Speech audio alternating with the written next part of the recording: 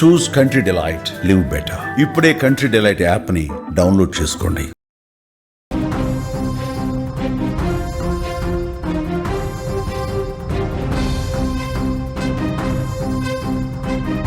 Breaking news చూస్తున్నాం. కిస్మత్పూర్ మహిళ హత్య కేసులో మిస్టరీ వీడింది. కళ్ళు మత్తులో మెట్రో పిల్లర్ వద్ద కూర్చున్న మహిళను ఆటోలో తీసుకెళ్లి అత్యాచారం చేశారు డ్రైవర్సు. ఆ తర్వాత ఆమెపై మరో 2 అత్యాచారం చేశారు. 2 ఆటోల్లో 3 అత్యాచారం చేశారు. మహిళ ప్రతిఘటించడంతో కర్రతో దాడి చేసినట్టుగా తెలుస్తోంది. దెబ్బలకు తట్టుకోలేక ఆ మహిళ చనిపోయింది. చెట్ల పొదల్లో పడేసి ఆ తర్వాత వెళ్ళిపోయినట్టుగా సమాచారం వస్తోంది. హైదరాబాద్లో ఇటీవల జరిగిన 32 ఏళ్ల మహిళ హత్య కేసును పోలీసులు ఛేదించారు. ఈ కేసులో మొత్తం నిందితులు 3గా తెలుస్తోంది. ప్రాథమిక దర్యాప్తులో విస్తుపోయే వాస్తవాలు వెలుగులోకి వచ్చాయి. ఒంటరిగా ఉన్న మహిళను చూసి మానవత్వాన్ని పూర్తిగా మర్చిపోయారు. సామూహిక అత్యాచారానికి పాల్పడి చివరికి ఆమె ప్రాణాలు తీసినట్లుగా పోలీసులు విచారణలో తేలింది. ఈ నెల 16వ తారీఖున కిస్మత్పూర్ వంతెన సమీపంలో ఒక గుర్తు తెలియని మహిళ మృతదేహాన్ని పోలీసులు కనుగొన్నారు. ఆమె పరిస్థితి చూసి అత్యాచారం చేసి హత్య చేశారని అనుమానించారు. అనంతరం మృతదేహాన్ని పరిశీలిస్తే ఆమె నాంపల్లిలోని ఆగాపురానికి చెందిన గృహిణిగా గుర్తించారు. ఆమె ఈ నెల 14న కళ్ళు కాంపౌండ్కి వెళ్ళి కళ్ళు తాగింది. ఆ మత్తులోనే పిల్లర్ నెంబర్ 143 వద్ద కూర్చుంది. అప్పుడే లంగర్ హౌస్ ప్రశాంత్ నగర్కు చెందిన మేకా దుర్గారెడ్డి అనే ఆటో డ్రైవర్ అక్కడికి వచ్చాడు. ఒంటరిగా ఉన్న ఆమెను చూసి తన ఆటోలో బలవంతంగా ఎక్కించుకున్నాడు. మొదట దుర్గారెడ్డి ఆమెను ఆటోలో సాతురాయి సమీపంలోని కేఎల్సిసి ఫంక్షన్ హాల్ దగ్గరికి తీసుకెళ్లాడు. అక్కడ ఆమెకు బిర్యానీ కొని ఇచ్చాడు. ఆమెపై అత్యాచారానికి పాల్పడ్డాడు. ఆ తర్వాత ఆమెను ఆరాంఘర్ ఎక్స్ రోడ్లోని పిల్లర్ నెంబర్ 306 వద్ద దింపేసి వెళ్ళిపోయాడు. ఆరాంఘర్ ఎక్స్ రోడ్లో బాధితురాలు ఒంటరిగా ఉండటాన్ని గమనించిన టోలీ చౌకీకి చెందిన మరో 2 ఆటో డ్రైవర్లు గులాం దస్తగిరి ఖాన్, మహమ్మద్ ఇమ్రాన్ ఆమె దగ్గరకు వచ్చాడు. ఈ 2 కలిసి బాధితురాల్ని మళ్లీ బలవంతంగా అద్దె ఆటోలో ఎక్కించుకున్నారు. అక్కడి నుంచి ఆమెను బుద్వేల్ మీదుగా కిస్మత్పూర్ వంతెన వద్దకు తీసుకెళ్లారు. ఆ తర్వాత అక్కడంతా కూడా చెట్ల పొదలు కనిపిస్తున్నాయి, గ్రీనరీ కనిపిస్తోంది. అసలు నిర్మానుష ప్రదేశం అనమాట. అసలు అక్కడ ఎవరూ లేరు. ఇదే సరైనటువంటి స్థలం అని చెప్పి భావించి ఆటో డ్రైవర్లు ఆ పొదల్లోకి తీసుకెళ్లారు, ఈడ్చుకెళ్లారు. సామూహిక అత్యాచారానికి పాల్పడ్డారు. బాధితురాలు వారిని తీవ్రంగా ప్రతిఘటించింది, ఆగ్రహం వ్యక్తం చేశారు. ఆ తర్వాత ఈ ఆటో డ్రైవర్స్ కర్రలు తీసుకుని ఆమెను ఇష్టం వచ్చినట్టుగా కొట్టారు, చిత్రహింసలకు గురి చేశారు. మాటల్లో చెప్పటానికి వీలు లేనంతగా, అసలు చెప్పలేము అంత దారుణంగా దాడి చేసినటువంటి పరిస్థితి ఉంది. కర్రలతో విపరీతంగా కొట్టడం, దాడి చేయటం, హింసకు గురి చేశారు. ఈ దాడిలో ఆ దెబ్బలకు తాళలేక ఆమె అక్కడికక్కడే ప్రాణాలు కోల్పోయింది. ఆ తర్వాత ఆ కీచకులు, ఆ మృగాలు మృతదేహాన్ని చెట్ల పొదల్లోనే అలాగే వదిలేసి అక్కడి నుంచి పారిపోయారు. 2 రోజుల తర్వాత అటుగా వెళ్లిన స్థానికులు మృతదేహాన్ని చూసి పోలీసులకు సమాచారం ఇచ్చారు. కేసు నమోదు చేసుకున్న పోలీసులు మొదటగా ఈ కేసు ఇంత డిలే కావడానికి గత వారం జరిగితే 5-6 రోజుల పాటు సమయం పట్టడానికి పోలీసుల ఇన్వెస్టిగేషన్ టైం తీసుకోవటం. ఎందుకంటే ఆ బ్రిడ్జ్ దగ్గర ఎటువంటి సీసీ కెమెరాలు లేవు.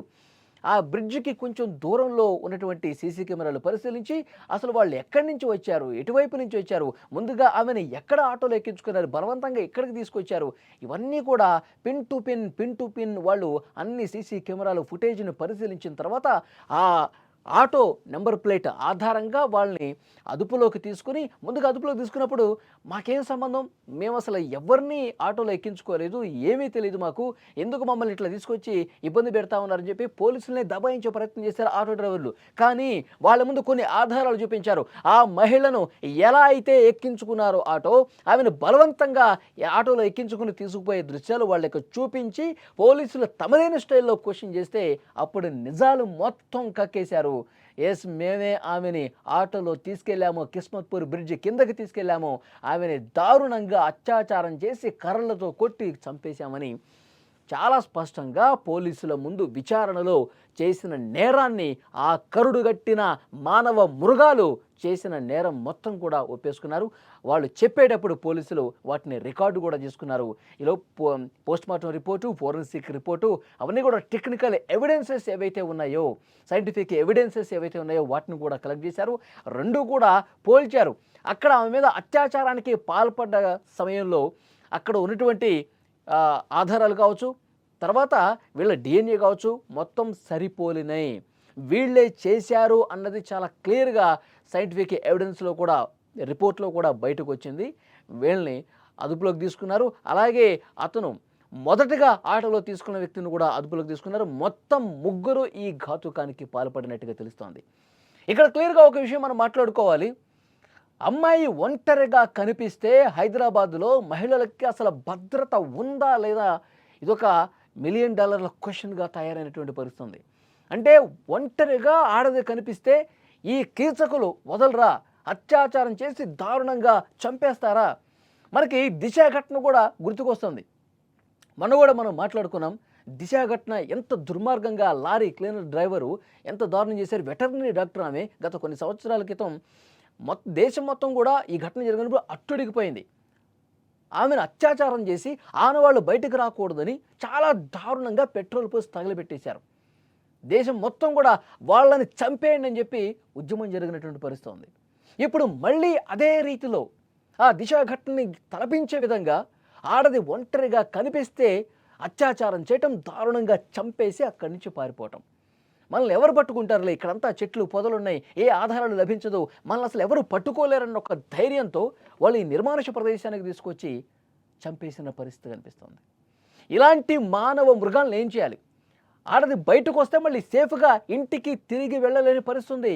ఆడపిల్లల తల్లిదండ్రులు, కుటుంబ సభ్యులు ఇదే వాపోతున్నారు. ఇంత దారుణంగా బయటికి వెళ్ళిన అమ్మాయిని చంపేస్తే మేము అసలు బయటకు ఎలా పంపిస్తాం మా అమ్మాయిని అంటూ ఆడపిల్లల కుటుంబ సభ్యులు, తల్లిదండ్రులందరూ ఆవేదనతో చెప్తున్నారంటే ఎలా అర్థం చేసుకోవాలి? నిజంగా భద్రత లేని సిచ్యువేషన్ ఉంది. ప్రతి క్షణం భయపడి బతకాల్సినటువంటి పరిస్థితి ఉంది. ఇలాంటి మృగాల వల్ల, ఇలాంటి పనికిమాలిన వెధవుల వల్ల వాళ్ళ ధైర్యం ఏంటి అసలు? పోలీసులు సరే దొరుకుతాము, పోలీసులు అరెస్ట్ చేస్తారు, జైల్లో వేస్తారు, మళ్ళీ 5 నెలలకో 6 నెలలకో బయటకు వచ్చేస్తాం, ఇదేనా ధీమా? వీళ్ళని కఠినంగా శిక్షించకపోవటం వల్లే కదా వీళ్ళలో ఇంత ధైర్యం. కొన్ని రోజులు జైల్లోకి వెళ్తాను, మళ్ళీ వచ్చేస్తాను, మళ్ళీ ఇష్టం వచ్చినట్టుగా మృగంలా ప్రవర్తించి ఇంకో అమ్మాయిని కూడా ఇదే విధంగా పొదల్లోకి తీసుకెళ్ళి దారుణంగా అత్యాచారం చేసి చంపేస్తాడా? సరైనటువంటి శిక్షలు లేకపోతేనే కదా ఎవడైనా ఇలాంటి దుర్మార్గుడు ఇలాంటి పని చేస్తే నడి రోడ్డు మీద వాడిని ఉరి తీయాలి, నడి రోడ్డు మీద వాడిని కాల్చి చంపాలంటున్నారు బాధిత కుటుంబ సభ్యులు ఇదే చెప్తా ఉన్నారు. అప్పుడైతే ఇలాంటివి ఆగుతాయి సార్, వాడిని మాకు అప్పగించండి అని చెప్పి అడుగుతా ఉన్నారు. ఇంత దుర్మార్గమా?